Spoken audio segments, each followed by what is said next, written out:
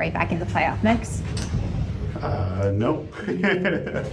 Yeah, that was a big win. Really needed that one. It was fun to do it on Monday night against a really good Jacksonville team who will be in the playoff hunt going forward. And yeah, felt good.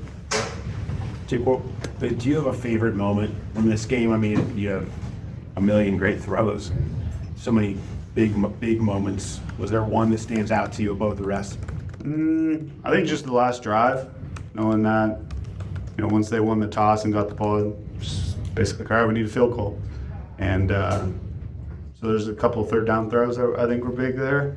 But I don't know, you're kind of just in the moment when it's all going on, and I'm still kind of in that mode and totally remember all the throws. There was a scene during the review, right towards the end, that got you kind of laughing a little bit in the huddle as you guys were pretty close in the field goal range. Did it feel like that kind of a relief, or where you felt like you were enjoying yourself out there, finally letting yourself enjoy it? Yeah, I was joking with Jamar, like, can't get the first down there? And I don't know, just a little sarcasm back and forth, but yeah, I mean, it just felt like we were in rhythm. I think the stats kind of show that, and just overall, top to bottom, good offensive performance. And so a lot goes into that. I think being able to establish the run, field line tight ends did a great job. Joe Mixon ran really hard. Chase Brown came in and provided some spark on some explosive runs. And so, I just feel like I said, I'm still kind of in that mode where I'm in the moment and not very reflective, but that definitely, I think, how good was the big difference. How good, Jake, was it when the ball left your hand and the TD to Jamar? Did you know as soon as the ball leaves your hand, Jamar one-on-one coverage, is this going to be good? Yeah, I think part of the reason we had that one-on-one coverage is because we ran the ball so well.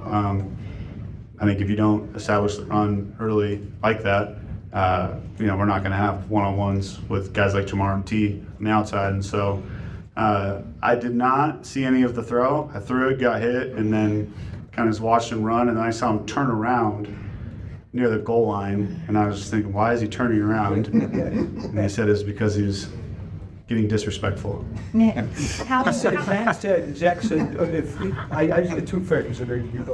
Two things. Zach said you were much better on third down this week than last week, and if you could kind of walk, it looked like that last third down to T, looked like the blitz trick. You could walk us through that and maybe talk about how you handle the blitz differently.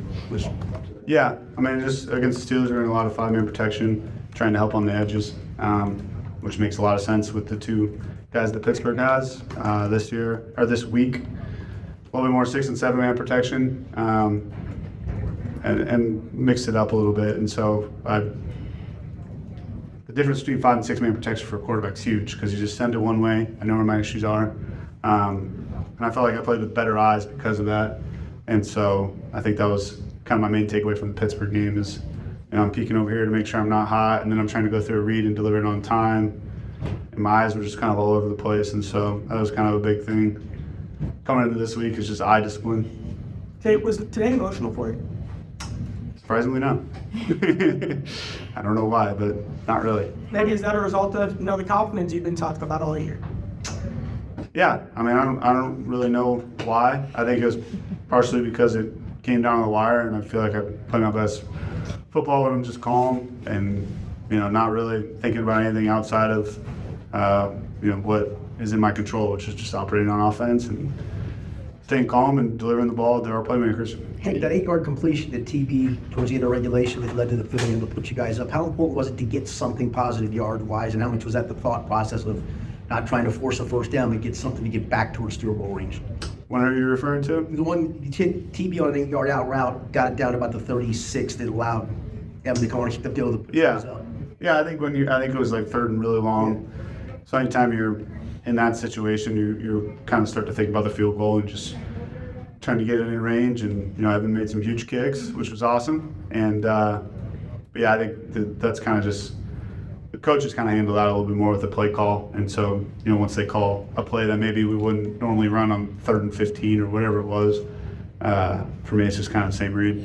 So you want to show that this offense was still good enough to be able to put up points, put up yards, even without Joe on the field. How much Joe want to show that this still be a capable, efficient offense? Yeah, I mean, I think after you put up 10 points in your first start, you're kind of excited to get another crack at it, or you feel like I had a better week. I kind of knew, I was able to reflect on going through a week of it, which I can watch Joe or whoever I've been behind do it a million times different once it's you. And so I was able to kind of reflect on what was my week like, and what I need to improve. And it was the first time in a live pocket for a little while, and first time in a regular season game for my whole career. So learned a lot from the Pittsburgh game, and was really able to focus on some of those things throughout the week of practice. But I think the main thing is just having those reps and having another week of it, and we were able to put up points. How important? You? When do you think what you did tonight will hit you, or will it? I don't know if it will. I think maybe that's like a postseason thing, but we got, I think, 2 games in 12 days, so kind of got to get moving quickly. But I haven't played a lot of football, but it's not like I'm not used to winning. Mm-hmm. Like, I've won a lot of games in my career. None of them have been in the NFL until today, which is obviously noteworthy. But I'm used to winning. I've won a lot of football games in my life. How important was it to get the ground game going? And how important was it to get the ground game going, and how valuable was that for you? Yeah, it's huge. I mean, anytime, like the long-winded Jamar, I think part of the reason they're playing single high, I think they busted the coverage, but part of the reason they're playing single high is because they're running the ball so well. And so, there's so much opens up off of that. It makes my life so much easier when we're able to run the ball like that. On top of the run game, T. Higgins' presence out there, although he only had 3 catches, did you notice a difference on how you were seeing the defense because T was out there? Yeah, I mean, T's one of the best receivers in the NFL, and when you're game planning for us, you definitely have to figure out your plan on how you're going to handle him as well as Jamar, and then then you have the run game, and then you have Tanner, and there's just so many different pieces that when you have somebody back like T, it does create more headaches. It's a great player. The fourth was treated Jamal. Jamar. Yeah. Third is 3 drops it, which is very rare. And then Yes. Zach, and then can you kind of walk us through that progression, which you saw? I mean, Jamar could drop like 5 straight passes out to keep throwing the ball. So I think, I'm going to have bad throws. He's going to have drops. I don't know. I'm not going to speak for him, but I would bet that the reason he dropped is because he's probably thinking I'm going to catch this and break both these tackles into a score. And so I think the next play was the 4th down. We went right back to him, and again, I thought he was going to score again. So, I think we got a pretty resilient locker room, but you know who our guys are, and I'm going to continue to play the ball regardless of what happens. What Joe say to you after the game? Congrats. Joe's been great. It's nice to have him on the sidelines. It's nice to have him travel down to Jacksonville. I think he's probably got some other things he could do, and maybe are more enjoyable for him. But he's come here and been supportive, and it's been awesome. Is there anyone behind the scenes who deserves credit that helped you get on this road? As far as She's all the time, 4+ years, wondering if you get a crack at this thing. When you look back at that, is there anyone that stands out?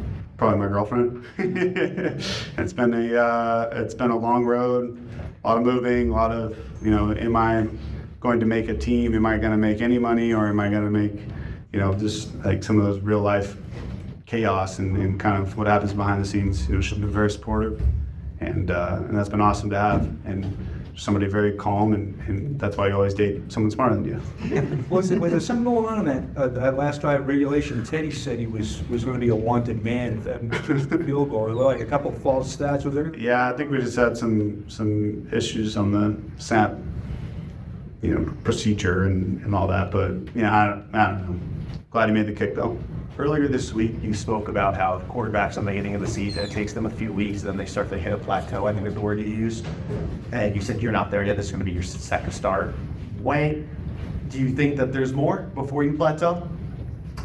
Yeah, I think it definitely feels good to have a solid performance under your belt, but I'm not planning on plateauing anytime soon. I think I can continue to get better. I think there's going to be a lot of different looks thrown at me over the next couple of weeks that, there's always a new challenge. Even the best of the best quarterbacks have been doing it forever. There's always something new, and there's always some new game plan, there's always some new adversity or whatever it is.